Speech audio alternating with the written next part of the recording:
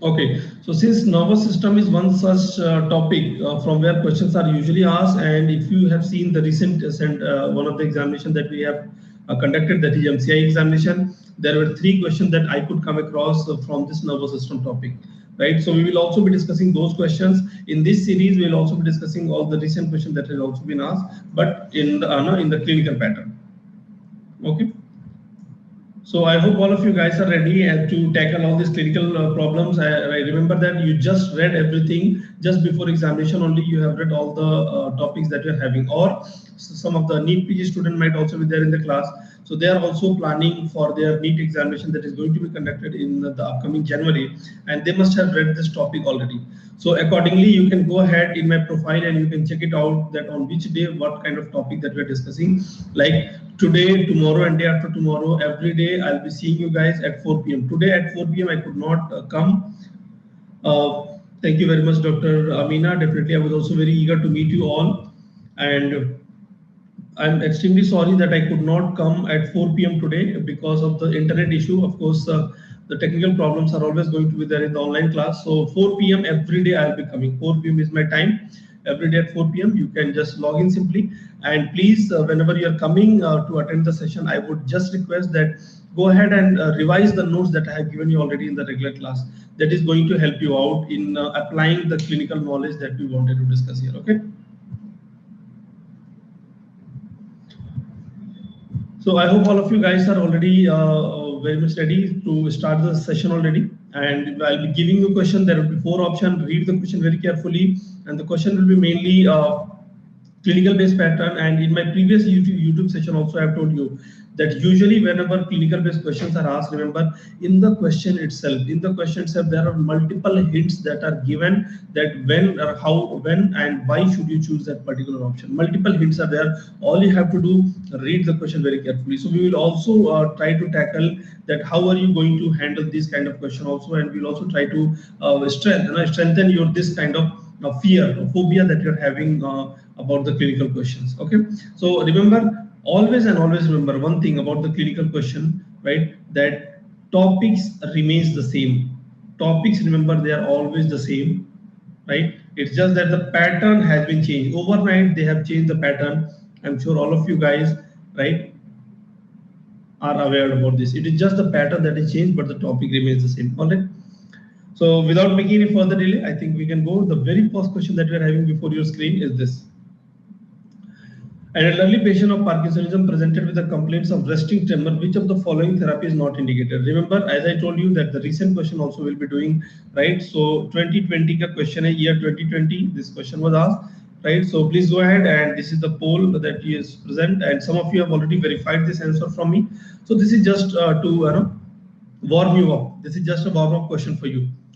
And I want all of you guys to maintain this poll, the poll that I'm going to give you. Maintain the leaderboard that we are having. All the students, every student, those who are listening to me, try to maintain the poll, right? So since this was not a very lengthy question, you can see the question is hardly 2 to 3 lines, and I can see around more than 50% of you. Why? I mean, this question has already been discussed by multiple faculties in the social medias, multiple platforms, over YouTube as well and all, but still only 50% of you. Network problem. Okay. All right. I hope other students are able to see this question already and they have marked this answer. Guys, remember resting tremor, and this is the case of Parkinsonism. See, as simple as that. When they are saying Parkinsonism, right? Then there is a relative deficiency of the dopamine. You will be giving a dopaminergic drug, right? And the drug that you're not going to use will be your rivastigmine. Why, guys? What is the mechanism of action of rivastigmine? Can anyone of you tell me? What is the mechanism of action of rivastigmine? Okay, that is used in the Alzheimer's disease. Okay, very good, Dr. Sesha. It is used in the Alzheimer's disease. In your previous examination, what they asked the examiner in the December 2020 previous examination, they have asked the drug of choice for Alzheimer's disease, right? If the examiner is going to ask you drug of choice for Alzheimer's disease, that is going to be your donepezil, right? Donepezil, right? And the mechanism of action that you are having for rivastigmine, that will be your. No, if nothing is mentioned, if the age or nothing is mentioned, then you directly go for the levodopa. If the age is not mentioned, you can go for levodopa. However, for the elderly patient, levodopa always preferred. Pramipexole, you can go ahead with the younger patients. Okay. If age and nothing is mentioned, because Parkinson disease is the neurodegenerative disorder mainly seen in the elderly population after 60s. Okay. So Dr. Sesha, I hope this confusion is clear now. Okay. Okay. So what is the mechanism of action for rivastigmine, guys? It is one of the It is one of the acetylcholine esterase inhibitor, right? It is one of the acetylcholine esterase inhibitor that is going to increase the amount of acetylcholine. I hope all of you guys are aware about this, right? So correct answer that we're having here is the rivastigmine, and I hope all of you guys have already marked this answer in the examination as well.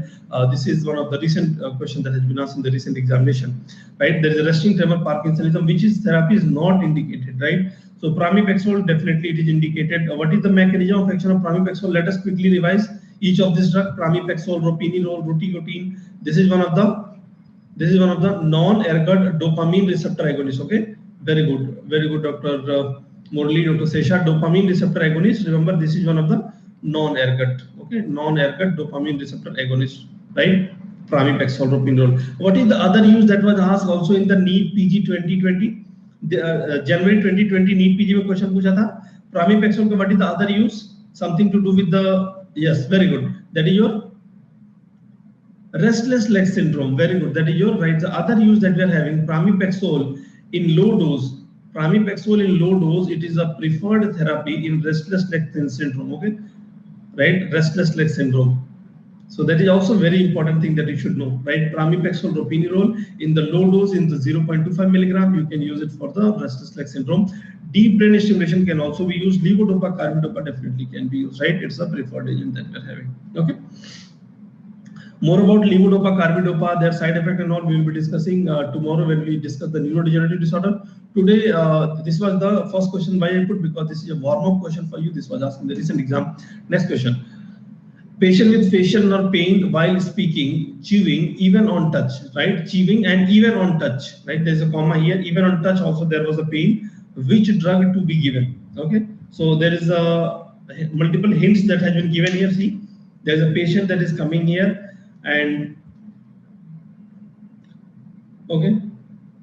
All right. So that is very good. That is your one of the condition that is having, yes. Okay. Trigeminal neuralgia. Okay, very good. Trigeminal neuralgia. And if the examiner could have asked you, what is the drug of choice in trigeminal neuralgia? Right? Trigeminal neuralgia. Right? Or glossopharyngeal neuralgia. Drug of choice for you? Glossopharyngeal neuralgia. In both the situation, the drug of choice that we are going to see will be your carbamazepine, right? Carbamazepine. So instead of asking this direct question, what is the drug of choice for neuralgia or trigeminal neuralgia, they have given a clinical based scenario. If you guys have attended my previous session, I have told you, even the simplest of the question, they will be plotting in clinical based pattern. This was one of the very classical example that trigeminal neuralgia, instead of asking direct, उन्होंने पूछा pain कैसे हो रहा है. I'll give you multiple examples today. Okay. Yes, multiple drug can be used. Oxcarbazepine can also be used. Lamotrigine can also be used. Okay, and multiple drug can be used in this neuropathic pain. Okay.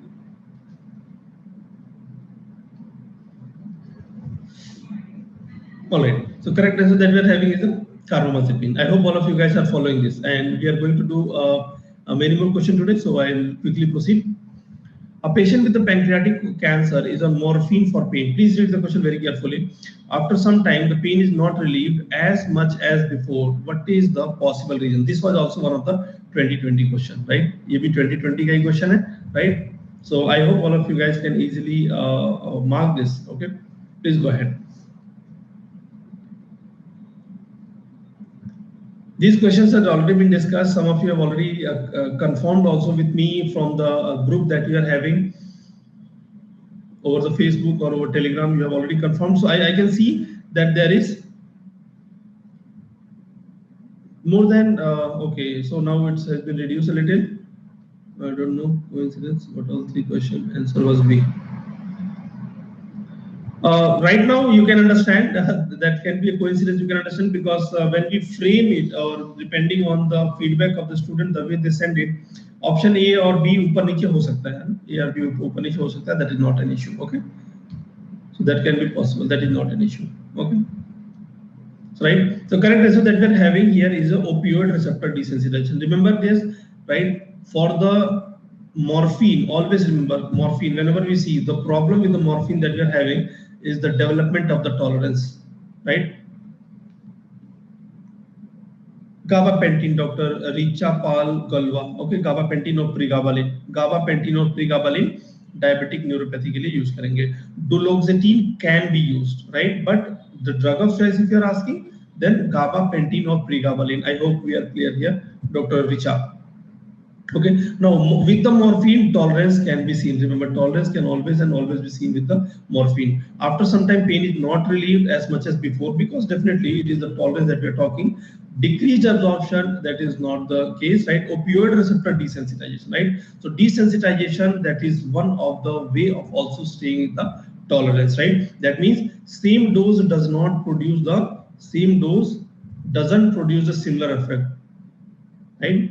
Doesn't produce similar effect. That is your tolerance. Okay, that is your definition of that is the definition of the tolerance that we are having. Okay, pain intensity has increased. There is no such concept like this. If pain intensity बढ़ गया, morphine receptors are upregulated. No, right? Upregulated होगा तो pain और ज़्यादा आराम होगा. So I hope all of you guys have got this correctly. That the correct answer that we are having for this question will be B for Bombay. All right. We can go to the next question, yes, because we have to do a lot many questions, and in this series, please stay updated for throughout the series. We'll be discussing all newer questions that we are having.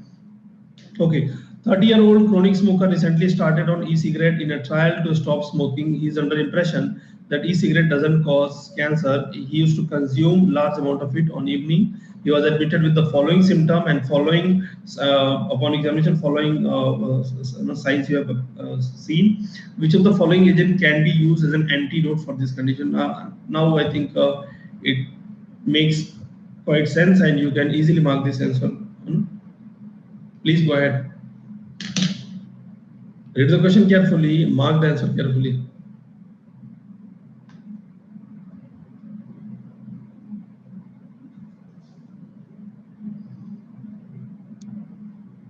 Okay, थोड़ा सा आप लोग ध्यान से पढ़ेंगे question. तो multiple informations are already given, multiple informations are already given, and I want all of you guys not to be afraid of it. Even if you're feeling afraid of it, please थोड़ा अपने आप को strong बनाओ and just try solving it.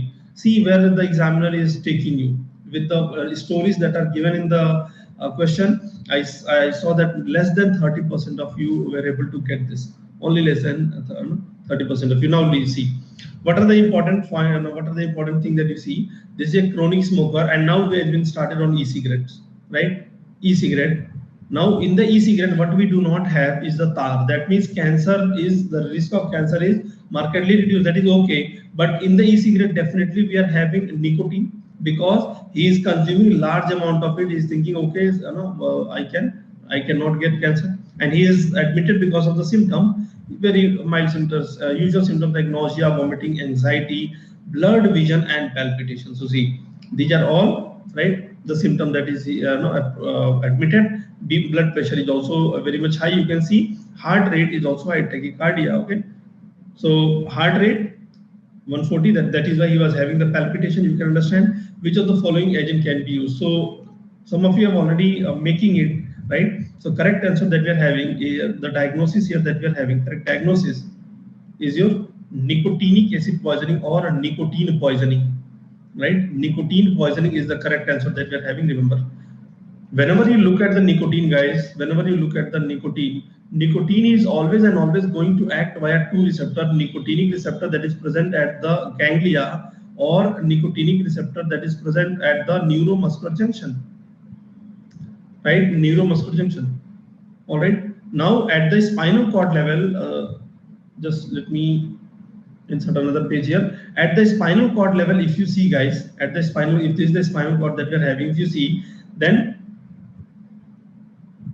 this is the preganglionic area, the postganglionic area, right? If this is the adrenergic neuron, then what you see here, right? What you see here, if this is the adrenergic neuron, then excessive nicotine, let us say this is the adrenergic neuron. This is the adrenergic neuron.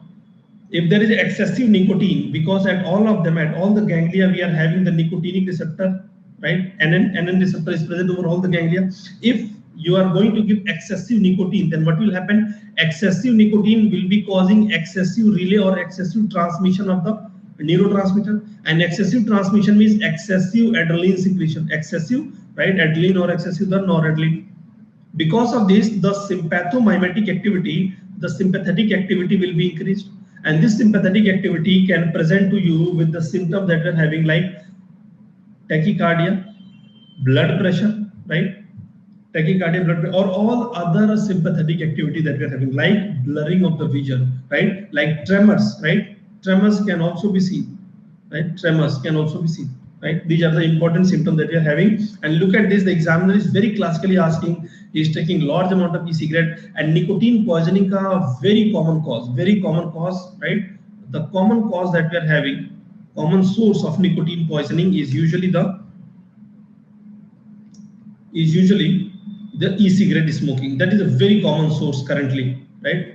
E-cigarette smoking is a very common source that we are having. And following symptoms, with the patient will come, and as a drug of choice, right? As a drug of choice, what will you do? You will use the ganglion blockers, right? You will use as the ganglion blockers. Yes, definitely, tobacco and smoking is also one of the causes. Definitely, tobacco and smoking, definitely. But what I said, currently, it is a e-cigarette smoking is a very common cause. Okay. Now, ganglion blocker like your trimethophan, right? Trimethophan. Remember, they can also be used as an antihypertensive drug, but because of the higher toxicity, more and more side effect, it is not usually used. They can be used as an antihypertensive agent as well, but because of that, we will not be used, right? So trimethophan that we're having, trimethophan. Then apart from that, right, hexamethonium, trimethophan or hexamethonium, right? Doctor excessive sympathetic activity होगा ना, तो excessive sympathetic activity आपके alpha 1 receptor आई में भी तो काम करेगा, है ना? बात समझ में आ रही है? एक्सेसिव सिंपैथेटिक एक्टिविटी होगा तो आई में भी तो काम करेगा, और आई पे हमारे रिसेप्टर्स हमने आपको तो डिस्कस किया doctor session, I hope you remember, passive miosis, active miosis, passive mydriasis, active mydriasis, है ना? तो डेफिनेटली एक्सेसिव नॉरेड्रेनालिन आएगा तो डेफिनेटली ऑक्यूलर सिम्पटम्स भी आएंगे, palpitation, heart rate, tachycardia, these symptoms will also be coming, and nicotine definitely it's a source that it can cause nausea and vomiting as well. Also, I hope all of you guys that got this here, that trimethophan is one of the drug that you'll be using for the management, right? Majority of you have marked atropine. Come on, tell me guys, why will you use atropine here when the patient is already having heart rate 140. Atropine itself causes tachycardia. Atropine is a sympatholytic drug. Atropine is a sympatholytic drug. It itself will increase the heart rate. Why will you use atropine? Atropine is used mainly in the organophosphate poisoning, and we do not have any such thing like this. So this is one of the very classical example that I say that you simply got afraid of the 4-line question, but multiple information I have already underlined it. You don't have to worry about it. Simply you need the practice of this, right? So we'll be continuing throughout this month. We'll be coming up with the large number of series with from all the topics, all the newer questions. But believe me, topics are going to be same. It's just that आपका नजरिया बदलना चाहिए. Your way or the way you perceive the question should be a little changed, right? You need to learn that way. Tubocurarine we will not be using. Why guys? Why will you not use tubocurarine? Because it is one of the neuromuscular blocker, right? Tubocurarine is one of the neuromuscular blocker, and what you want your action is at the here, right? Tubocurarine will be acting here, but you want your action right here, right? Okay, you want your action at the nicotinic, right? So the agonist that we are having, right, for this one will be your nicotine itself, right? Nicotine itself or acetylcholine itself, right? Acetylcholine. But NMK agonist of NM. Can anyone of you tell me agonist of the neuromuscular area? That will be your succinylcholine, right? Succinylcholine. Acetylcholine also can be there, right? Succinylcholine is one of them, right? And this succinylcholine that we are having, that we are talking about the agonist, Dr. Murli. Agonist की बात कर रहे हैं ना, non depolarizing muscle relaxant, तो antagonist हो जाएगा ना डॉक्टर, है ना? So this is the depolarizing muscle relaxant. This is the depolarizing muscle relaxant. I hope you can totally understand. When excessive of the succinylcholine will be given to the muscle, this muscle will undergo cholinergic crisis, causing flaccidity and the paralysis of the muscle. Okay, flaccid paralysis of the muscle. Now, example of the antagonist that we are having.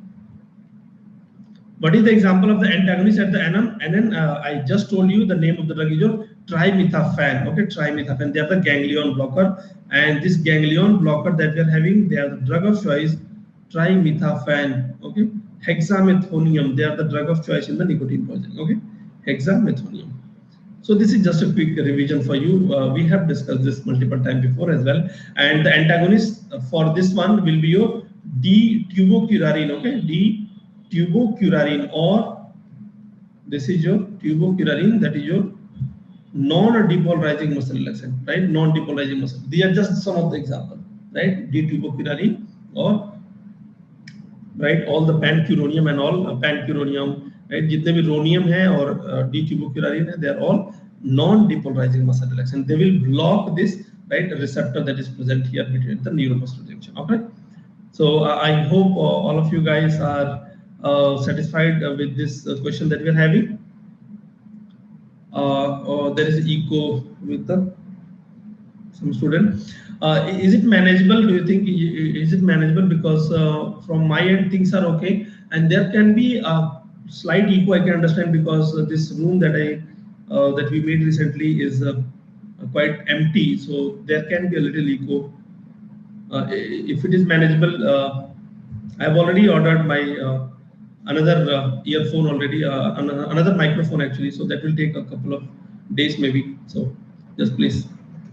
All right. So I hope this question is okay. Trimethophan, and all of you guys got the 70% of students have marked this answer incorrectly. So now I am aware, and I can say that now you know that where is the mistake that you guys are making. And now in the next question, please do not make such mistake. Okay, the symptom of the nicotine poison that I have already given you, that these are the symptoms that we'll be getting, right?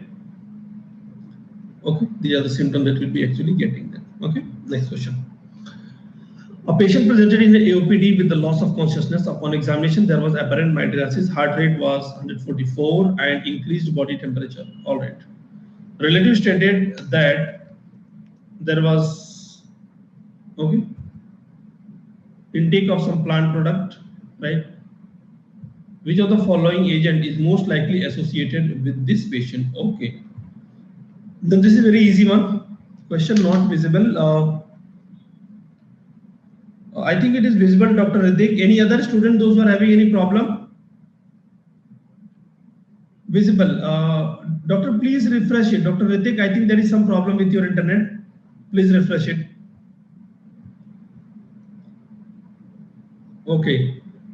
And once again, before I forget, all the students, those who are listening to me live, all this session that we are conducting every day, it will be at 4 p.m. and they will be for 90-minute session, not 1 hour session, because 1 hour I feel that is very less. So I try to get this for 90 minutes at least. So all the session we'll be doing for 90 minutes, 1 hour will be, I find it very less because 1 hour to 10 question karne mein 1 hour khatam ho jata hai. So I find it very less. So that is why all the session will be for 90 minutes. So please stay right, active till then. All right. Now, what is the diagnosis here that you can see here, guys? So heart rate is high, so you can totally understand, right? Heart rate is high, that is 144, right? Right. Very good. Increased body temperature, right? Mydriasis. Okay. आई में देखा तो आपने देखा क्या देखा? Mydriasis. Right. Now, whenever you see this kind of symptom, you already know that the condition that we are having is the atropine poisoning, right? Atropine poisoning, right? Atropine poisoning, all the atropinization symptoms, right? Atropine poisoning, very good. And the drug of choice in the atropine poisoning, guys? What is the drug of choice for the atropine poisoning? Come on, tell me. Drug of choice for atropine poisoning that we are having, that is your, yes, physostigmine, very good. Okay, physostigmine. Now let me just tell you something, that some of you have marked this answer, right? Correct answer that we are having is the B, right? Belladonna poisoning, right? Belladonna, that is derived, right? Belladonna, that, you know, the full name is Atropa belladonna. The full name is your Atropa belladonna, right? So we simply also call it as the belladonna, right? So Atropa belladonna, and atropine is derived from this Atropa belladonna only. Okay, atropine is also coming from the same Atropa belladonna. Now majority of the students are having, always they are having difficulty in atropine poisoning, and they always make mistake with the organophosphate poisoning. That is why D also answer is marked by many, organophosphate poisoning. Try to understand the fact, their mechanism of action. Atropine is one of the muscarinic antagonists. M1, M2, and M3, they are the non-selective muscarinic antagonists, but the majority of the action will be seen over the heart. Non-selective muscarinic antagonist, majority of the action is seen over the heart. Atropine. Organophosphate, it is one of the irreversible acetylcholine esterase inhibitor. Just give me 1 minute for all the students, those who are very well aware about their mechanism of action. Let me just take here few average student also, those who are very much confused with this atropine and the organophosphate. Now, because atropine is a muscarinic antagonist, M1, M2, M3 will be blocked, right? So all the anticholinergic symptom will be coming. All the anticholinergic symptom will be coming. And organophosphate, it is an irreversible acetylcholine esterase inhibitor that is going to increase the acetylcholine. Therefore, this will be giving rise to lots and lots of cholinergic symptoms, right? Cholinergic symptom. And what are the cholinergic symptoms with the patient will be coming here, right? Salivation, right? Other symptom that will be coming here will be lacrimation, right? Urination, right? Then your diarrhea, right? Then your GI distress, right? GI distress, your emesis, right? The patient will be having emesis as a very good, Dr. Rameshwar, right? Then other that we are having will be your fasciculation. Dr. Umesh also, you have remembered by another mnemonic, that is absolutely fine, right? Then there will be bradycardia, that is very important. याद रखिएगा, atropine में bradycardia नहीं होगा. In atropine there will be tachycardia, right? And there will be pinpoint pupil. But in the atropine there will be mydriasis. In atropine there will be mydriasis. So what is the mnemonic that I have already told you? Sludge at Facebook per, right? Sludge at the Facebook per, right? So salivation, lacrimation, because they are all excessive cholinergic symptom, right? Lacrimation, urination, diarrhea, GI distress, emesis, right? There will be fasciculation because of cholinergic crisis, bradycardia, and pinpoint pupil. This symptom will be totally opposite, right?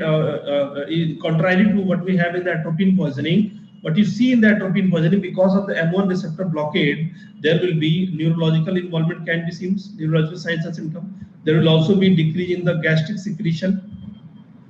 Because of the M2 receptor blockade, the heart rate will be increased. Because M2 receptor is present over the heart nodal tissue. At the nodal tissue, we are having the M2. If you block it, sympathetic will overtake. I repeat, if you block the M2, that is parasympathetic of the heart, if you block it, then what will happen? The sympathetic or adrenergic nervous system will overtake. That will be causing tachycardia.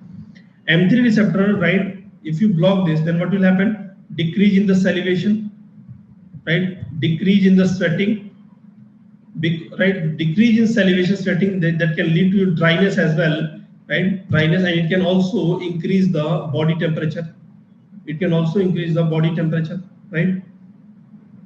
All right. In the eye, what kind of symptom you will see, guys? In the eye, M3, because of the M3 receptor is blocked in the eye. Can anyone of you tell me? Sphincter pupillae is gone. Come on, will you see meiosis? Atropine meiosis करेगा क्या? सोचो जरा. Sphincter pupillae is gone. If the sphincter pupillae is gone, it will lead to what, guys? Mydriasis. And what kind of mydriasis will it lead to? It will lead to your passive mydriasis, right? It will lead to your mydriasis, that will lead to your passive mydriasis. That is absolutely fine. Those kind of mistake is known as silly mistake. Okay. So see here, there is mydriasis, there is dryness, right? There is tachycardia, right? But here what you see, there is a pinpoint pupil. Okay. There is a bradycardia. Okay.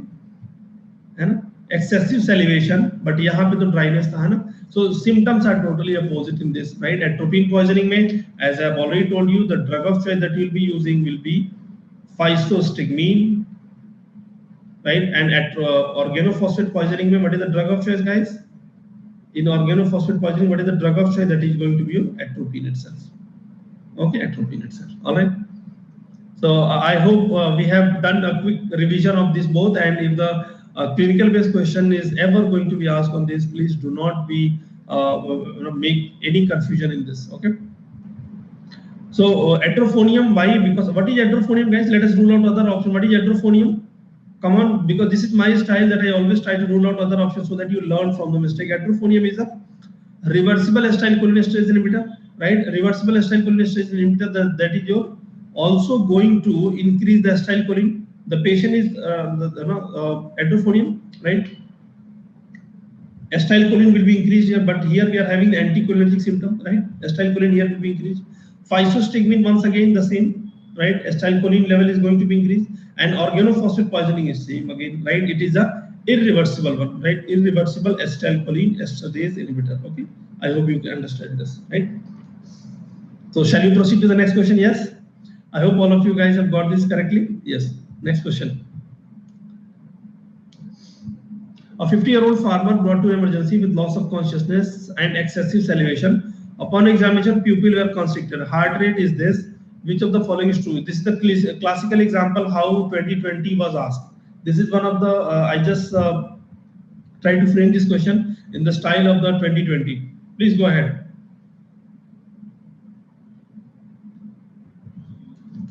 Multiple information. The only problem with this clinical question is that they are lengthy, nothing else. They are just lengthy, everything else is just fine.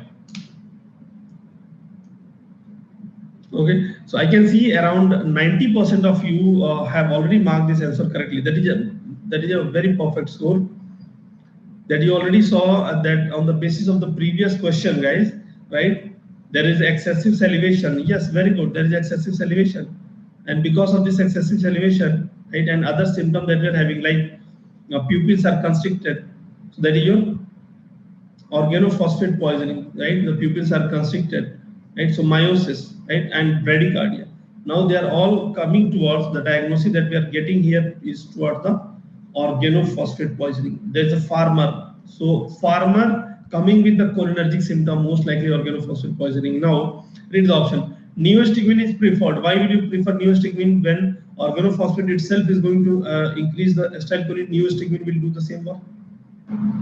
Neostigmine is also one of the reversible acetylcholine esterase inhibitor. Epinephrine, remember guys, is used for the symptomatic relief due to its anticholinergic property. Epinephrine is used, right? No, it will not be used for the symptomatic control. Atropine is considered the drug of choice. That is very easy option. Okay. Methacholine is used as an add-on drug. No, methacholine actually clinically not used. First of all, remember it is one of the M2 agonist, and whenever we are going to use an M2 agonist, it will be itself will be causing your bradycardia, right? Bradycardia, right? Bradycardia. Now this, yes, methacholine, some of the M2 receptors are also present over the lung, therefore it can also be used in the bronchial challenge test for the screening the bronchial asthma. Screening of bronchial asthma, right? Bronchial challenge test. Remember, there are other drugs that you can also use, like histamine can also be used, because histamine will also be causing bronchoconstriction, right? And methacholine can also be used, right? But over the heart, if you are going to see, can you use this? Because heart rate is already very less. If you use methacholine, it will further cause bradycardia. So you cannot use this, right? So add-on drug the whole handing or use भी नहीं करेंगे. So I hope this is also one of the question example, example of the type of question that was asked. That questions are lengthy, but somewhere informations are there in the question. Okay. Now next question. A patient presented in OPD with complaints of muscle weakness. There was no history of any exogenous drug intake. Upon administration of adrophonium, this weakness disappeared. What is the probable mechanism of action of this drug? Okay. I think all of you guys can easily mark this. I have already mentioned about this class of drug.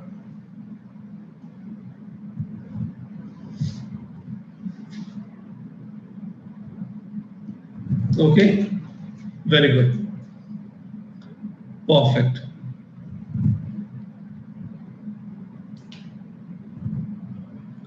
All right, so I can see around 75% of you, more than 75% of you have marked this answer correctly. Okay, so whenever we see a condition like this,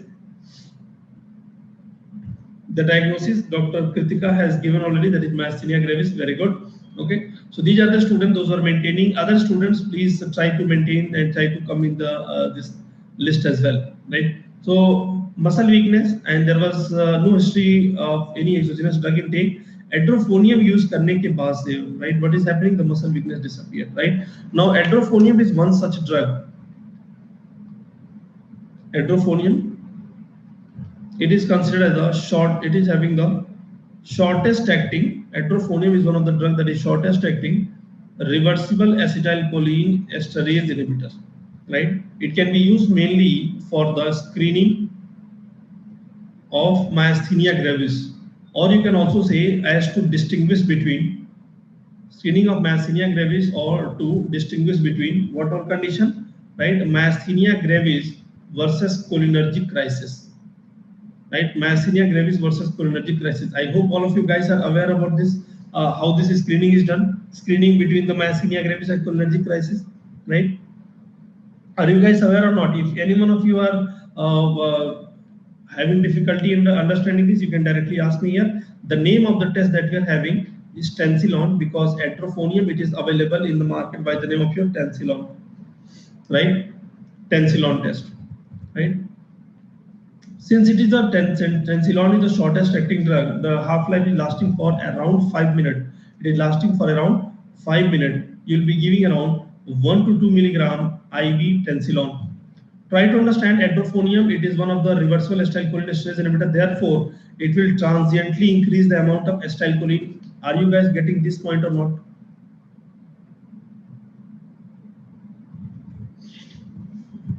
It will transiently increase the amount of acetylcholine. Am I correct here or not? Yes. Now you are going to give 1.1 to 2 milligram, and you see that the symptom, you are going to monitor the symptom. The patient will be coming to you with the symptoms of the weakness, right? Weakness, ptosis, and diplopia, right? Now this symptom, weakness, ptosis, and diplopia, it can come in both of these situations. It can come in here also, and it can come in cholinergic crisis also. Because in cholinergic crisis also the acetylcholine, there is excessive acetylcholine, and that is causing your flaccidity of the muscle as well, right? That is also causing flaccidity of the muscle due to receptor desensitization. Excessive acetylcholine, receptor desensitization. All right, try to understand this. Both of them are having similar symptoms. One is having बहुत सारा acetylcholine, and myasthenia gravis में there is an auto antibody against the post-synaptic acetylcholine receptor, right? There is an auto-antibody against the post-synaptic acetylcholine receptor. So if these are the receptor that we are having, right, there is an auto-antibodies that are present, auto-antibody that is present, okay. When you try to give Tensilon, the level of acetylcholine will be transiently increased, and you look for the symptom, whether the symptom is improved or not, or the symptom is worsened. See, if the symptom is improved, that means increasing acetylcholine is helpful, and this will be most likely a case of your myasthenia gravis. But in a patient with cholinergic crisis, when there was already excessive acetylcholine, when you give Tensilon, the acetylcholine level further increase, that can cause your worsening of the symptom. The presentation will be same, but the reason lying behind both, right, will be different. That is why if this is worsened, most likely it will be a case of the cholinergic crisis. Dr. Bajwa, Dr. Sahil, did you guys understood this or not? Most likely it is a case of your cholinergic crisis. Yes? So that is why Edrofonium is used for the screening of the myasthenia gravis. But if the examiner is going to ask you, what is the investigation of choice for myasthenia gravis? Can anyone of you tell me? The investigation of choice in the myasthenia gravis, that will be your single fiber electromyography test. Okay, single fiber electromyography test is the investigation of choice. Okay. Now, after Edrofonium, since the weakness disappeared, I'm sure all of you guys can understand that it is inhibiting the enzyme acetylcholine esterase. So that is increasing the level of the acetylcholine. Other option rule out kar lete hain. It inhibited the acetylcholine synthesis. Come on guys, it does not have any role in the synthesis. Which drug can have role in the acetylcholine synthesis? Can any one of you give me two drugs? Dr. Sesha, are you still there? Give me two drugs, any one of you, that can inhibit the acetylcholine synthesis. आपको याद होगा मैंने while the synthesis of the acetylcholine, I have told you multiple drugs. Yes, very good. हम है choline, right? Hemicolinium, very good, right? Hemicolinium. Any other student? Any other drug? Hemicolinium, right? Then there will be another one by the name of your Vesamicol. I hope all of you guys are getting this. Vesamicol, right? Vesamicol. So they will be the one that will be interfering in the synthesis and the release, right? Synthesis of the release. Then there is another one that is also interfering in the release, that is your botulinum toxin. Botulinum toxin. Synthesis and release बोला हूं ना मैंने बोला दो चीज, synthesis and release. देखो after synthesis also it will be stored into the vesicle, है ना. After synthesis also it will be stored into vesicle. If it can not be stored in the vesicle it can not be released, है ना. तो synthesis and release मैंने दोनों बात बोली doctor Sesha, right. Hexamethonium is not working here ना doctor, वो तो एनएम रिसेप्टर पे काम करता है doctor Jasveer. Hexamethonium I have shown you previously here. D-tubopyramine, at the NM receptor, at the nicotine पे काम करता है, at the ganglia, right? After getting released, it will be acting on the ganglia of hexamethonium. All right. So I hope this question is also clear to all of you, all the students, those who are listening to me right now. Yes.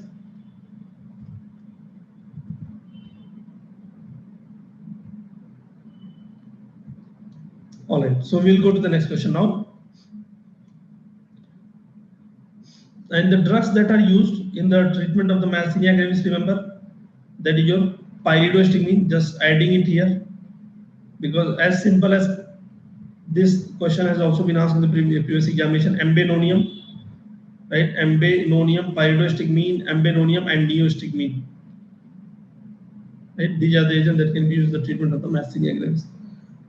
50-year-old male visited the ophthalmologist for his vision-related issue. The consultant instructed the resident on duty to do full retinal examination after instilling a mydriatic agent. Which of the following agent can be used by the resident for this purpose? Right? इनमें से कौन सा agent use कर सकते हैं? Read the question very carefully and mark the answer very carefully. Go ahead, please.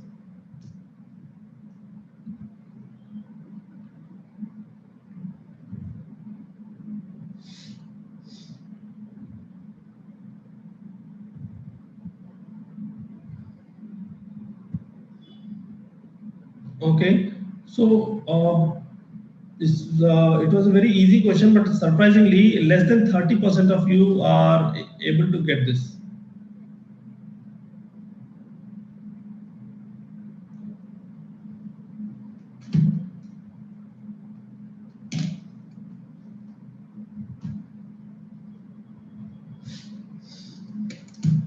All right, so let us see why some of you are wrong here. Okay, now see, for you to cause the mydriasis, right? For you to cause the mydriasis, what all drug that you can use, right? For me to cause mydriasis, I can use one of the drug that is known as your M3 receptor antagonist, because M3 that is present in the circular iridis muscle, it will be causing miosis, right? I repeat, M3 acting at the circular iridis muscle, it will be causing miosis. But if you block M3, right, then what will happen? It will be causing mydriasis. So M3 blocker that we are having, that will be your atropine, right? Atropine, right? Other drug that we are having will be drug like your cyclopentolate, right? Cyclopentolate, tropicamide. If you remember the whole list that I have given you previously, that the anticholinergic acting in the eye. The mnemonic was Aishwarya ke eye ki CT. Do you guys remember that? Aishwarya ke eye ki CT, atropine, scopolamine, and a homatropine, cyclopentolate, tropicamide. Okay. So M3 receptor antagonists, whenever we are going to give, remember, they will be causing your passive mydriasis. They will be causing your passive mydriasis. Okay.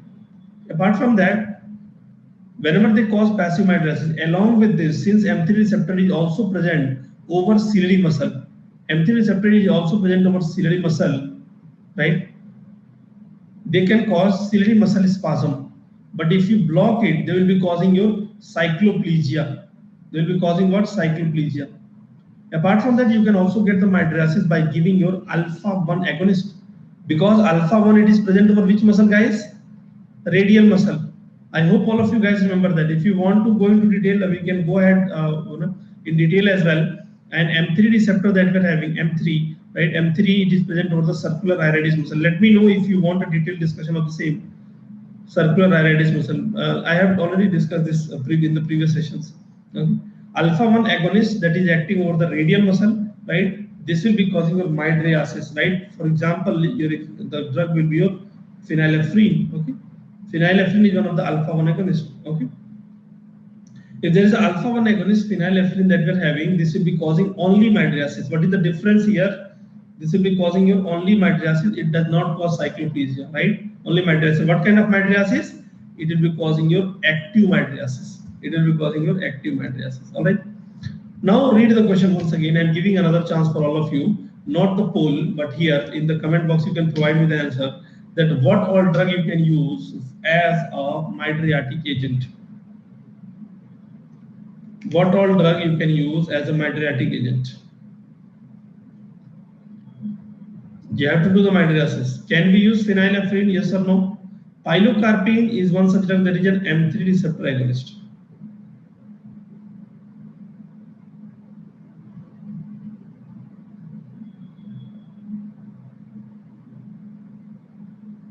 No. Out of these four options, which of the following will be used? Which is the correct answer here? I'm giving another chance. Dr. Murli is saying cyclopentolate. Okay. Other students, please. आप लोग answer provide करिए in the comment section. Because poll has already been done, and I saw that less than 30% of you have got this answer. Right? What do you feel now? What could be the possible answer? Yes. Because we are having cyclopentolate, that is one of the anticholinergic drug. Yes, cyclopentolate, right? Okay, so either of them can be used. Both can be used. In दोनों में से कोई भी use कर लीजिए आप. Okay. No, Dr. Murli, please read the question. The consultant instructed the resident on duty to do the full retinal examination, right? After instilling a mydriatic agent, you have to do only the retinal examination, right? If you want to do refractive test, if you want to do the refractive error test, then you will be using the cycloplegic agent. Right? So mydriatic is after instilling a mydriatic agent is simply the examiner is asking instilling a mydriatic agent. So which of the following can be used for this purpose? So कौन सा purpose mydriatic? So either of them can be used, right? Either of them can be used, right? Now remember, if the patient is having history of the hypertension, definitely phenylephrine you will not use. Murli Krishna, Dr. Murli, I hope you are getting my point, right? Okay, so both of them or either of them it can be used. Phenylephrine or cyclopentolate, both of them can be used. Now remember, tropicamide is the preferred in the adult population. Tropicamide is preferred in the adult population, but if the tropicamide is not there, then the next drug that is preferred here will be your preferred here will be cyclopentolate, right? Anticholinergic acting in the eye that we are having.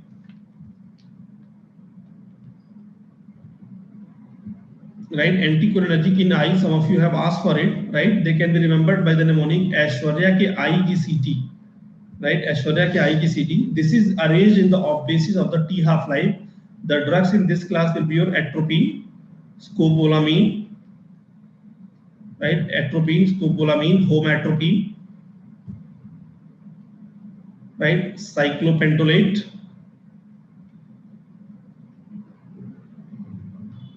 right? Cyclopentolate, tropicamide, right? The T half-life that we are having, it is on the decreasing order. That means atropine, it will be lasting for how many days? 7 to 10 days, right? Scopolamine that we are having, that will be lasting for 3 to 7 days. Homatropine, 1 to 3 days, right? This will be lasting for 6 to 18 hours, and this will be lasting for 6 to 8 hours.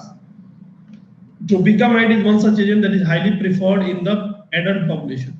If it is not there, the next preferred will be cyclopentolate. Because in the adult, the ciliary muscle tone is lesser, right? The ciliary muscle is weaker in the adult population compared to a pediatric population. So if our patient is a 50-year-old, and if you compare the ciliary muscle tone of this 50-year patient with the 5-year patient, the 5-year patient will be having stronger ciliary muscle tone. Okay. Atropine that we are having here, atropine, this will be preferred mainly in the right pediatric population. Right, pediatric population below 7 years, right? Below 7 year old, right? Ointment form में इसको prefer करते हैं, systemic नहीं use करते हैं. Systemic pediatrics में is contraindicated. In the pediatric, systemic is contraindicated, right? So I hope all of you guys got this correct answer here, right? That A and C, both of them can be used. Yes. Can we proceed to the next question? I hope all of you guys are also having the correct idea about active meiosis, passive, active meiosis that we are having, and other action that we are having in the mydriasis, right? Meiosis and the mydriasis, right? Now meiosis, maybe we are having two types, that is your active meiosis and passive meiosis, right? Active meiosis, passive meiosis. Then we are having the mydriasis, that is your active mydriasis or the passive mydriasis. Active mydriasis or the passive mydriasis. Are you guys aware about this or not? Right? What are muscles that we are having in the eye? This can simply just give me 1 to 2 minutes, guys. 1 minute more. The muscle that we are having in the eye, there is your circular iridis muscle. The muscle that is present in the eye will be your circular iridis muscle, right? These are circularly arranged circular iridis muscle, and around which we also have the radial muscle, right? These are the radial muscle that we are having. This radial muscle, this is having alpha 1, and the circular iridis, the one that is with the black circular iridis muscle, that is also known as sphincter pupillae. What is the name? SP I have written in the short form is sphincter pupillae. They are having the M3 receptor. So if ever you give an M3 receptor agonist, right?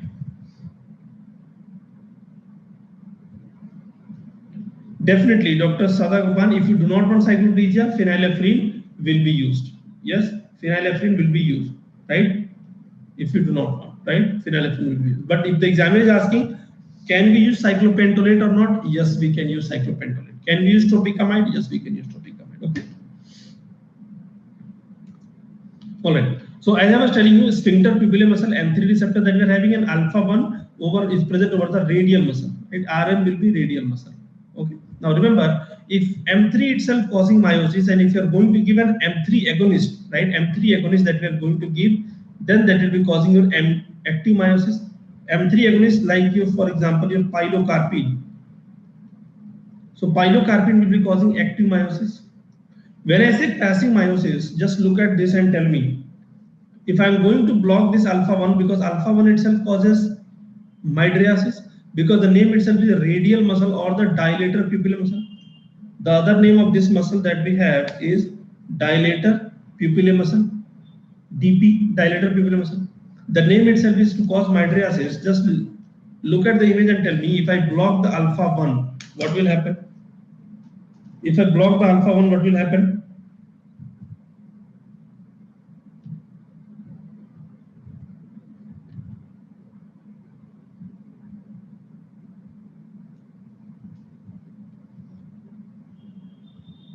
Okay.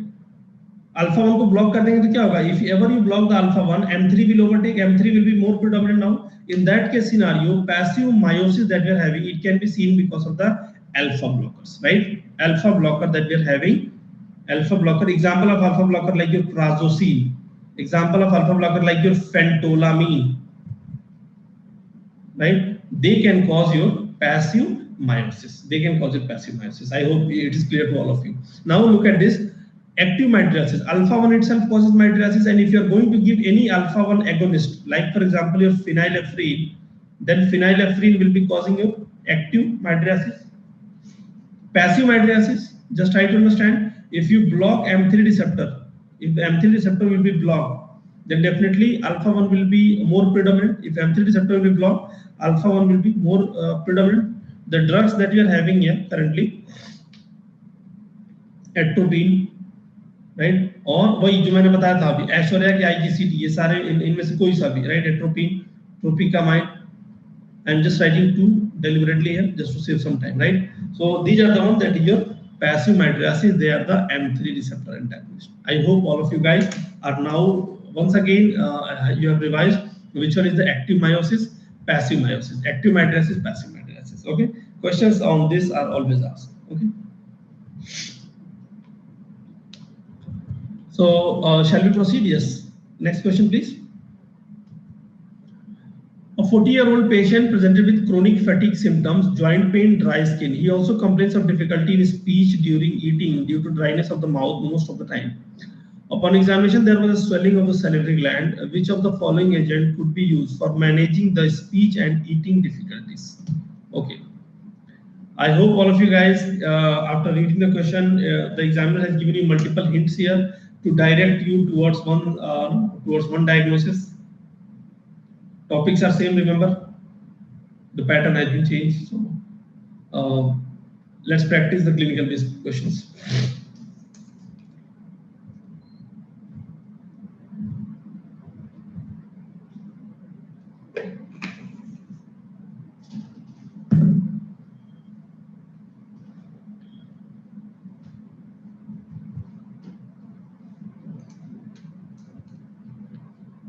All right.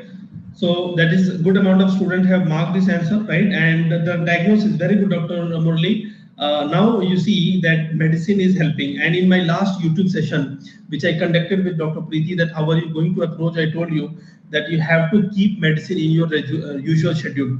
Every day, at least 3 to 4 hours minimum, keep medicine in your usual schedule, right? So that at least you know that when the presentation will be coming, at least you'll be able to know that what is the disease. Then if you are able to reach till the diagnosis, right, because examiner wants two important information. Earlier they used to ask, what is the drug of choice for xerostomia? But now they are giving you scenarios, so they want, yes, they want two information from you. They want you to diagnose. First thing they want you to do that, pehle diagnose kariye. And if the diagnosis is correct, then only you can do the management, right? So single question but two information, right? On the basis of the symptom like chronic fatigue symptom, joint pain, dry skin, right? Difficulty during eating and dryness of mouth. You can understand in the Sjogren syndrome, what will happen in the Sjogren syndrome, Dr. Murali Krishna, can you tell me? Why is there why is there difficulty in speaking? Why is there difficulty in eating? Dr. Murali Krishna, what happened in Sjogren syndrome? The patient is having difficulty in deglutition, or the patient is having speech problem. I'll give you the hint, there is a dryness and all, yes. It's an autoimmune condition, very good. So against the salivary gland, therefore the glandular secretion is actually reduced, okay. The glandular secretion that we are having is actually reduced. Because of this, the patient is having the problem. That is why, remember, whenever you get dryness of the mouth, you get you don't feel like speaking, you feel like having some water, and then only you feel like speaking it, right? So against this, if there is autoantibody, definitely the glandular secretion will be reduced, right? Therefore, you need to increase the acetylcholine at the glands, right? Acetylcholine, right, at the glands. So M3 receptor is present over the glands, right? M3 receptor is present. The drug of choice that we are having in this scenario is a recently approved drug by the name of cevimeline. The drug of choice will be cevimeline. However, remember, bithanicol can also be used. However, bithanicol can also be used because bithanicol, remember, it is one of the cholinergic drug also acting at the M3. However, right, bithanicol is one of the cholinergic drug acting over the M3. Mainly bithanicol is used for what are the other indication of bithanicol, guys? What is the other? I'm sure all of you guys have heard about bithanicol in your pharmacology. Yes, urinary retention, paralytic ileus, you can use it, right? So bithanicol ka other use that we are having, right? Other use, since it's M3 receptor agonist, it can be used in the treatment of the urinary retention, right? It can be used in the treatment of urinary retention or paralytic ileus. In the paralytic ileus also it can be used, right? But it can even be used in the xerostomia, right? Xerostomia that we are having due to the Sjogren syndrome. Xerostomia due to the Sjogren syndrome. So the correct answer that we are having is A and C both. Once again, similar kind of example that I'm setting it here, that the pattern topic is same. Instead of asking, examiner could have simply asked, what is the drug of choice for xerostomia, or which drug can be used in the xerostomia? The patient, the examiner did not ask, है ना? Xerostomia का नाम नहीं लिया, right? Sjogren syndrome का नाम नहीं लिया, right? In a patient with a Sjogren syndrome, उसका भी नाम नहीं लिया यहाँ पे, है ना?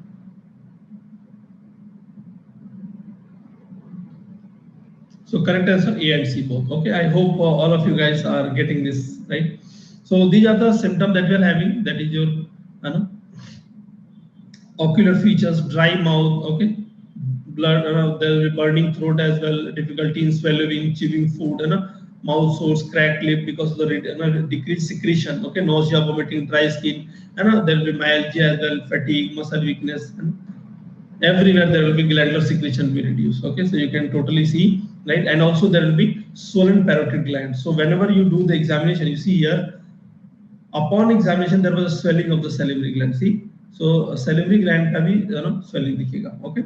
Yes, I understand that examiner is not aware about that particular problem. That is one problem that I feel, that reading the question, coming up to a diagnosis, and you are getting only 1 minute, you are getting only 1 minute, 4-line question ko, even if myself also, if I have to read at least 4-line question ko jaldi bhi padunga, at least I'll take 30 to 35 seconds at least I will also take, because if I'm sitting for the examination, I'll make sure I'm reading everything very carefully. So time is less, I totally agree with it, right? Time is not in proportionate with the examination that was there, that was lengthy, I understand. Okay, next question. This question has been a repeat in the previous examination. 70 kg male was recently admitted in ICU setting with shock and oliguria. Which of the following agent is preferred in this patient? Okay. So out of 4 options, please go ahead and tell me. I have asked this question previously also. If you guys have been previous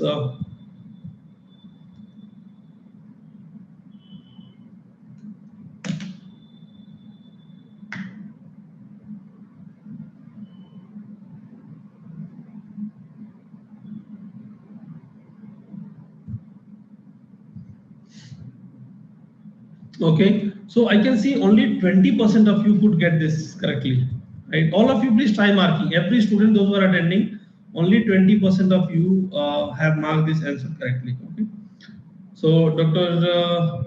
Umesh, XYZ, Ritik, Sweta, Avanti, Sesha, Sahil, Aarti, Ahidi, Murali Krishna, these guys are maintaining, and other students also, please keep trying. Now let us see.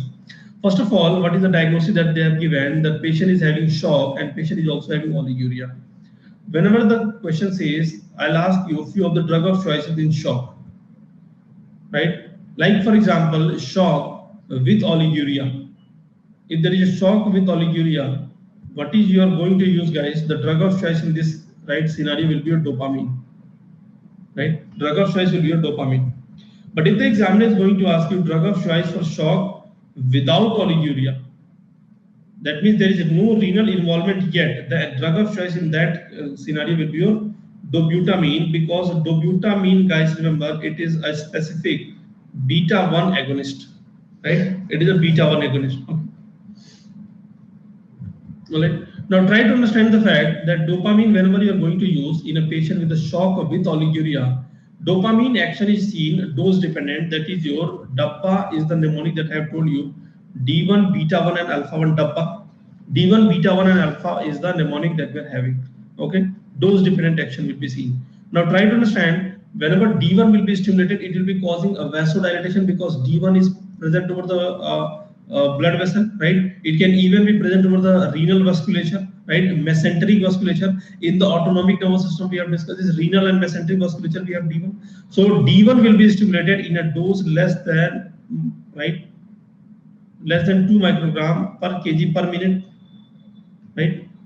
Then in a dose of 2 to 10 microgram, right, 2 to 10 microgram per kg per minute, may beta 1 will be stimulated. But our patient is having shock, right? Shock usually present with the unrecordable BP. That means you need to give, right, you need to give a drug that can increase the blood pressure as well, right? Now any dose that is more than 10 microgram, right, more than 10 microgram per kg per minute will be affecting your alpha 1 as well. When alpha 1 will be stimulated, causing vasoconstriction, definitely it will pull more blood towards the heart, so that the condition of shock can be, right, condition of shock that we are having, it can be tackled. Out of these 3, right, at the lower dose, only renal and mesenteric vasculature will be dilated, and at the highest dose, the blood pressure will also be improved. Can you guys tell me which dose will I prefer here? Which dose should I prefer? According to Dr. Murali Krishna, he is saying I should prefer 2 to 10. Other students, please. What is the view of other students? Which dose should I prefer, guys? Okay, some of you are saying more than, okay. Dr. Murali, any reason that you are mentioning less than 2? Why should I use less than 2? Do I have, if I use less than 2, do you think what will happen to the shock? Shock will further be aggravated. And oliguria ठीक होगा ना, shock तो नहीं ठीक होगा ना doctor? Because vasodilation है ना, D1 will be vasodilation. Vasodilation will further reduce the blood pressure. Dr. Murali Krishna, I hope you are following my advice here and the concept that we are having. Only vasodilation will worsen, right? Therefore, you need to use a high dose, right? A dose that can also improvise or improve your blood pressure, right? So the dose that is required for this patient, first of all, which drug will be required, dopamine or dobutamine? Out of these two, if you already found out that patient is having shock with oliguria, I will use dopamine, then automatically these two options are ruled out. See how easy it is. Automatically the upper two options are ruled out. We are having only C and D, right? Dopamine. Now let us see out of this, which one are we going to use?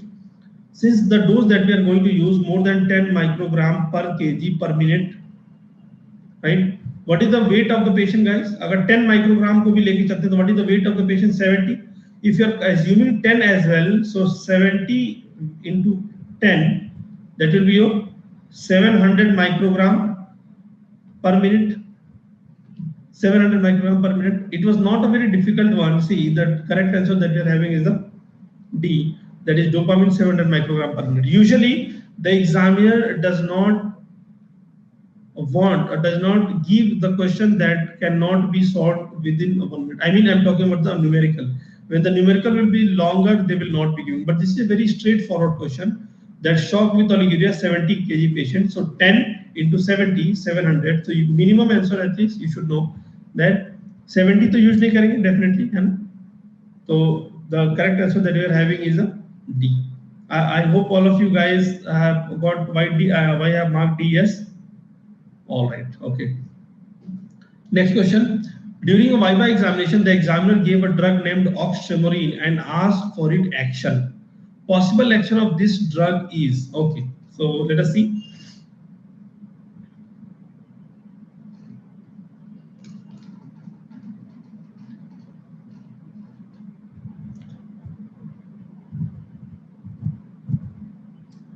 Topic same, just the way of question asking has been changed.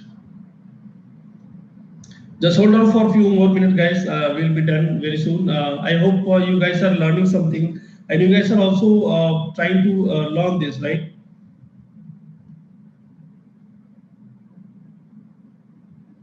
Question समझ नहीं आया क्यों? Doctor Sharma आसान सा question है, simple question पूछ रहा है। ऑक्सटेमोरिन क्या काम करेगा? सिंपल क्वेश्चन है। What will be the action of the oxytocin? As simple as that, है ना? The drug named oxytocin and ask for its action, possible action of this drug. That means out of these four options, what will be the action of oxytocin? Oxytocin, guys, remember it is one of the M1 receptor, O for 1, M1 receptor agonist, right? M1 receptor agonist. Possible action of this drug पूछा है ना doctor? Risk कहाँ word आ रहा है? Risk तो word कहीं है ही नहीं शर्मा, है ना? So M1 antagonist that we have, M1 antagonist, guys, that will be your pyrazapine and tilazepine, है ना? Pyrazapine and tilazepine. So no doubt, है ना? Confusion होगा, but this confusion should be there till classroom, right? Now M1 agonist that we have been trying to understand, it is M1, it is present over the brain. M1 is present over the brain. It can cause your CNS excitation. Right, it can cause CNS excitation, and M1 is also present over the gastric parietal cell. Right, over the gastric parietal cell also M1 is present, and this M1 it can increases the acid secretion, and if acid secretion will be there, it can increase the risk of the peptic ulcer disease. Acid secretion will be increased, right? So possible action of this drug, it can increase the risk of the peptic ulcer disease. Now let us rule out other options. Sedation. As I told you, it is causing CNS excitation. That is why The oxtremorine, if you look at the name of the drug, it is not a drug that is clinically used, it is an experimental drug mainly. Oxtremorine, if you look at the name, it is clearly saying it is one of the tremor inducing drug. Oxtremorine is one of the tremor inducing drug, right? And it is one acting on the M1, it is one of the tremor inducing drug. Oxtremorine, tremor inducing drug. Therefore, this oxtremorine, it is mainly used as an experimental drug for the Parkinson disease. I'm sure all of you guys are aware that in the Parkinson disease, one of the triad is resting tremor, right? Resting tremor is one of the triad. So if you want to have a trial of a drug against the resting tremor, then you need to induce the tremor first, right? Therefore, this oxtremorine, it will be used to induce the tremor. I repeat, oxtremorine, it will be causing CNS excitation and it will be inducing the tremor of the, right? And then after inducing the tremor, you can give your experimental drug, okay? It can also be used as an experimental drug for the peptic ulcer disease because M1 over the gastric parietal cell is also increasing the acid secretion. So mainly it is used as an experimental drug. It is not clinically used. I hope that it is okay now to all of you. Yes, shall we proceed further? All right, next question. Haji, doctor, just believe me that in upcoming whole series that I have launched, this clinical vignette series, all the questions are going to be like this, and all newer questions will be there directly made from textbook. I guarantee that you will not find this question, and majority of this question, not all, right? Because some of them I have taken from standard textbook, but majority of them, right, you will not find in any of the guidebook. They are directly made on the basis of the recent pattern. Go ahead with the next. A 34-year-old male who is prescribed citalopram for depression has decided he wants to stop taking the drug. When you question, he said that it is affecting the sexual performance. You are certain that he is also trying to overcome his dependency on tobacco, right? Okay. If you decide to reinstitute drug therapy in this patient, the best choice would be, okay. So if you have read the question, take some time and mark the answer very carefully. The drug that was started in this patient was citalopram.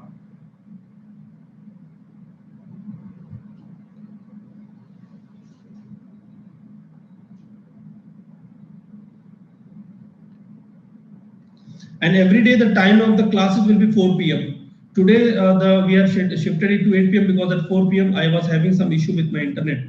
So I have messaged also in my group. I hope all of you guys have got that message. So sorry about that. We could not meet at 4 p.m. But every day it is going to be 4 p.m. only. So just stay tuned for the 4 p.m. series. 4 p.m. every day we will be meeting here. Okay. All right. So that is very easy. If you see here, yes, Dr. Murli, that is the main aim. Yes. So what is citalopram, guys? It is one of the drug that is coming from which class? SSRI, right? It is one of the SSRI.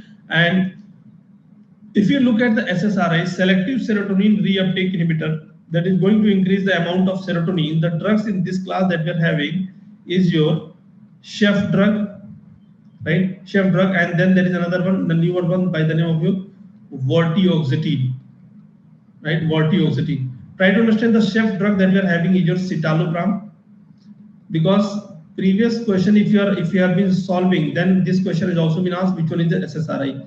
Citalopram, escitalopram, right? Fluoxetine, right? Fluoxamine, right? Paroxetine, right? Paroxetine, sertraline. Okay, sertraline. Okay. Out of all of them, if the examiner is going to ask you if the examiner is going to ask you which one is the shortest acting, which one is the longest acting, can anyone of you tell me? Which one is the longest acting? Fluoxetine that we are having, it is the longest acting, right? Longest acting. It is lasting for around 50 hours. But remember, when they metabolize, after metabolism, they will be having an active metabolite. The metabolite is also active, and this active metabolite is lasting for nearly 180 hours. See, it is lasting for around 180 hours. So the longest acting that we are having will be your, right? Sorry, fluoxetine. I wanted to mark what fluoxetine. मैंने गलती से यहाँ लिख दिया, paroxetine के पास. इसको fluoxetine कर लीजिएगा, please. ये फ्लोक्सेटिन है ना? It is the fluoxetine is the longest acting. Fluoxetine is the longest acting. Active metabolite is known as your norfluoxetine. Right, norfluoxetine. Now the side effect that you are having, it can also be remembered by the simple mnemonic, that is SSRI only. Side effect will be remembered by the mnemonic SSRI, that is your one is known as your serotonin syndrome.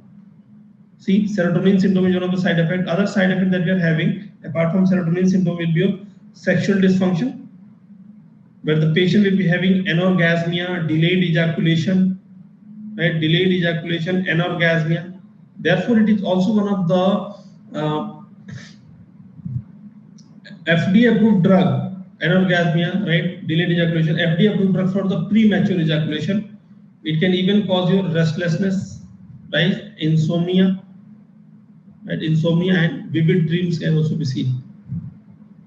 Right, vivid dreams. So SSRI is the very simple mnemonic to remember their side effect as well. All right. So look at this. The patient was prescribed citalopram, and definitely it is going to affect his sexual performance because sexual dysfunction is one of the side effects associated with this drug. You are certain that he is also trying to overcome his tobacco dependency, right? Therefore, which drug will you prefer? The correct answer that we are having is a bupropion. Because bupropion, it is also one of the drugs that is having additional nicotine receptor agonistic property, right? It is also having nicotine receptor agonistic action. Because of that, it can also be used for the smoking cessation as well. Yes or no? In the smoking cessation also it can be used. बात समझ में आ रही है? Bupropion, it can also be used. So bupropion is one of the, right? Bupropion, remember, it is one of the drug that is your second generation antidepressant. Second generation antidepressants, right? Antidepressant, that is your 5-HT receptor modulator. It modulates the action of the 5-HT receptor. Okay, serotonin receptor modulator. All right, that is your bupropion. Amitriptyline you will not use. What is amitriptyline? It is one of the tricyclic antidepressant, and tricyclic antidepressant, remember, it will also be having lots and lots of side effects, right? Tricyclic antidepressant will be having H1 blocking, anticholinergic side effect. Okay. It will also be having multiple cardiac side effect. Okay. Bupropion बता दो दिया, serotonin modulator है, right? And buspirone that we are having, right? Buspirone, right? Buspirone, it is anti-anxiety drug, right? Anti-anxiety drug. So ऐसे देख लीजिए, because of anxiety you will cry. So जो रोने वाला दवा है, रोने वाला, right? रोने वाला, that is buspirone, right? That is another one is जो gepirone. Dr. Murli, can you tell me what is the mechanism of action of buspirone? Gepirone, buspirone and gepirone, right? They are the buspirone and gepirone. They are the anti-anxiety, right? Ipsapirone is another one. Ipsapirone, right? Ipsapirone. So ये रोने वालों को देते हैं. तो कौन रोता है? जो एंजाइटी में होता है, right? What is the mechanism of action, Dr. Murli? Can you tell me? Right? Buspirone, right? Gepirone, ipsapirone. They are the anti-anxiety. So रोने वाला, right? And bupropion दीजिए पीने वाला. So पियो ना. जो smoking cessation, if you want to give a drug for the smoking cessation, that is पियो ना, that is bupropion, रोने वाला anti-anxiety. I hope it is clear to all of you. Yes. Okay. So buspirone that we are having, it is a receptor agonist for the 5-HT1A. 5-HT1A receptor agonist. Okay. Anti-anxiety drug, 5-HT1A receptor agonist. Okay.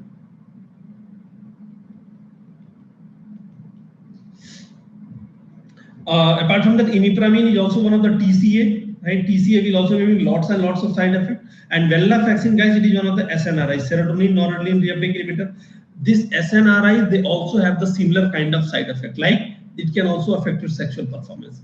The side effect will also be your same. Venlafaxine, the side effect will be same as the SSRI. Therefore, the preferred version will be bupropion. Remember, it is one of the second generation antidepressant, right? And plus, it is also having the nicotine receptor agonistic property. It can be used in the depression, yes. Plus, it is also a drug that is approved for the prophylaxis. This sign is for the prophylaxis of the seasonal depressive disorder and smoking cessation treatment. It can also improve the ADHD condition, right? ADHD, and off level it can also be used for the neuropathic pain, right? But the drug of choice for this neuropathic pain, the drug of choice that we're having will be pregabalin or gabapentin. The drug of choice will be pregabalin and gabapentin. Drug of choice for ADHD. Okay, can anyone of you help Dr. Ritik? I'll just write it down. The drug of choice for ADHD. Yes, any one of you? The name start with M.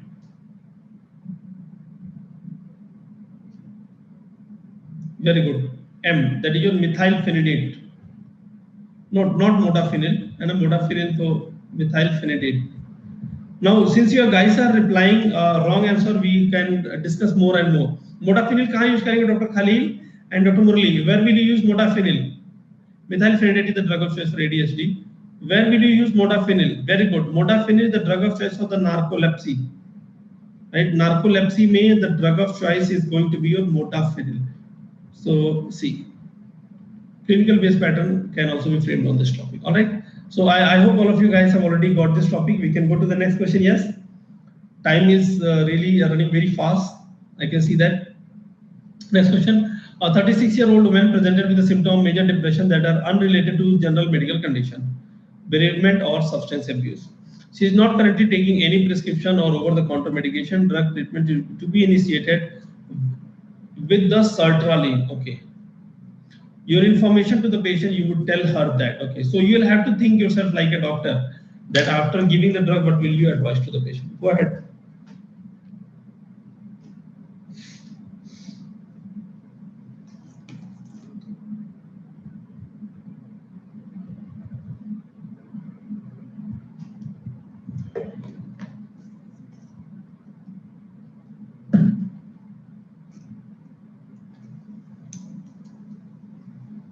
Okay, so more than 80% of you have already got this correctly. Perfect, right?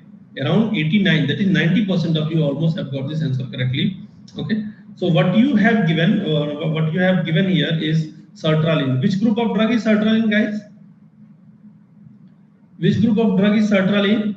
Chef drug, right? So that is an SSRI. Very good, SSRI. So immediately SSRI to काम नहीं करता है. It takes around 2 to 4 week time, right? You know, it takes around 2 to 4 week time. Sertraline take 2 weeks or more to become effective. Okay, it is preferable that she should take the drug in the morning. Yes, right? Because in the night this SSRI drug are not very effective. She should notify you if she anticipates using other prescription drug. Definitely. So this is one of the very common sense type of question. इसमें कुछ logic था ही नहीं. This is very common sense type question. Even any one of you, any second or third year student can easily simply read the question, and on the basis of the English you can easily mark this. Okay. Next question. A 63-year-old man is undergoing radiation treatment as an outpatient for metastatic bone cancer. His pain has been treated with a fixed combination of oxycodone plus acetaminophen. Okay. Oxycodone, acetaminophen. Despite increasing doses of the analgesic combination, the pain is getting worse. The most appropriate oral medication for his condition is, okay. Now, which one of the following will you use? Go ahead. This is taken from one of the very famous pharmacology book.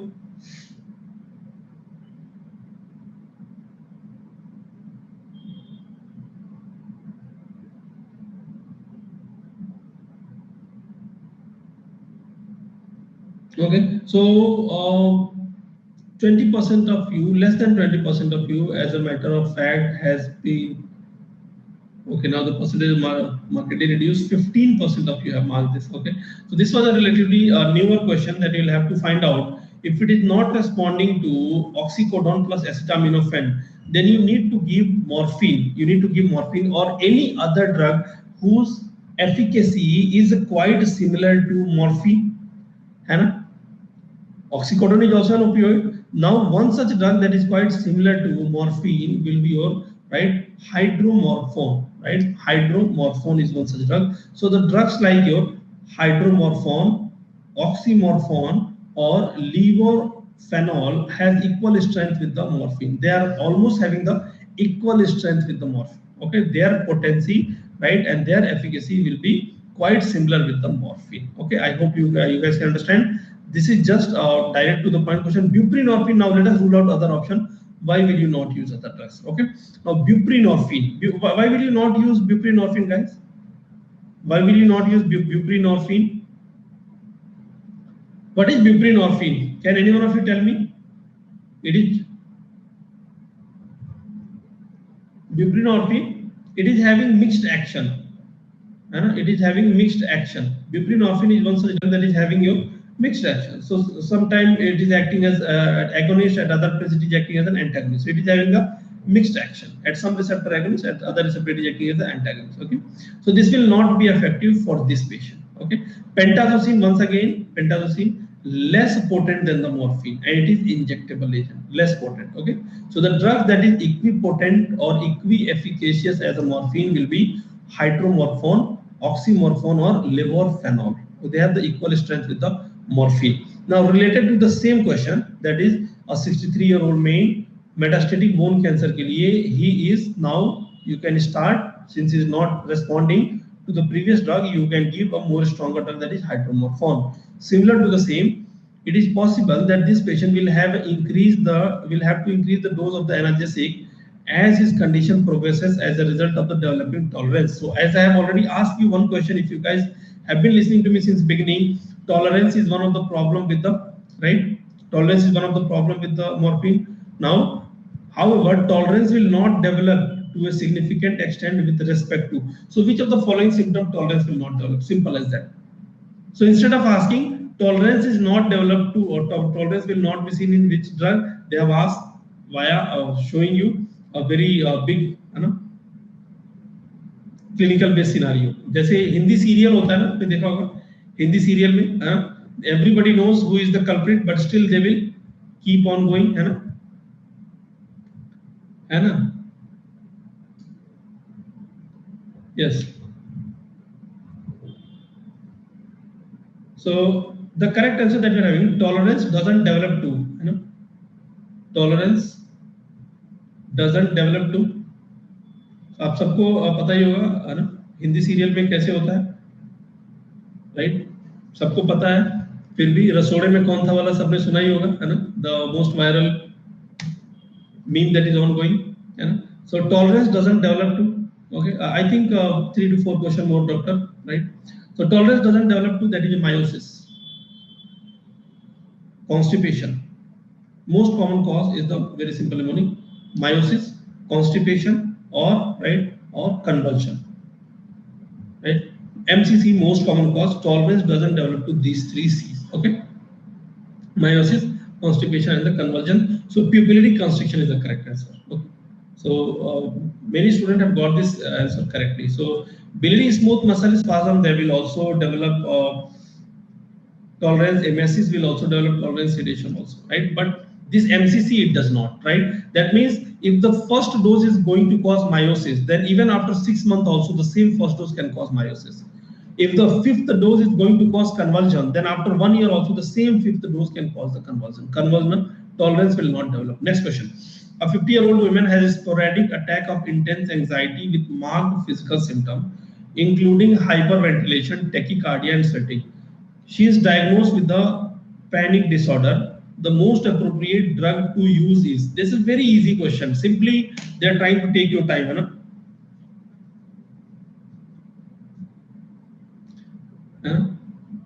Yes, Rashi Ban was there. Yes, very good, Dr. Umesh. You are a good follower.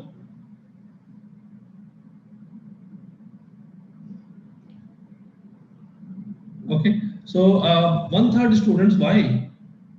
This was an easy question. Panic attack में इनमें से कौन सा use करोगे, है ना? Most appropriate कौन सा यूज करोगे panic attack के लिए, है ना? So this was an easy question, guys. है ना? Yes, very good. And the benzodiazepine में भी definitely, है ना? Alprazolam is the one that is very commonly used, right? So panic attack, है ना? Yes, it is contraindicated, Dr. Hrithik. Please watch my CNS and opioid lecture that is already available. I think it's free of cost also. You can simply watch it. All the contraindication that I have told you. Any colicky pain, it is contraindicated. Any head injury, it is contraindicated. In the babies, it is contraindicated. In pancreatitis, it is contraindicated. You know? Next question. 24-year-old stockbroker has developed a nervous deposition. This is the last question, right? He is easily startled, worries about inconsequential matters, and sometimes complains stomach cramps. At night, he grinds his teeth in his sleep. There is no history of drug abuse. Diagnosed as suffering from generalized anxiety disorder. So that is also an easy one. And a generalized anxiety disorder. he is prescribed buspirone. तो मैंने बताया था ना anxiety के लिए preferred agent रोने वाली दवा, ये देखिए ध्यान से है ना. So the patient should be informed to anticipate, right? The patient should be informed and need to continuously increase the dose because of the tolerance. A significant effect of the drug on the memory, additive CNS with alcoholic beverage, that the drug is likely to take a week or more to begin working. Okay. So which of the following will you advise the patient that after taking the buspirone, majority of this mood disorder or the antidepressant that we are having, guys, they will immediately not start working. They will take some time, no? कुछ lag period तो रहता ही है इन सब में, है ना.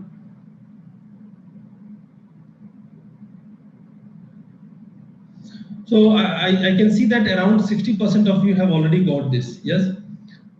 Yes, 1 to 2 weeks, but in some condition like in psychotic disorder and in some other condition, it is more than that also. In some condition, Dr. Murli, it is even 4 weeks has also been reported. Okay.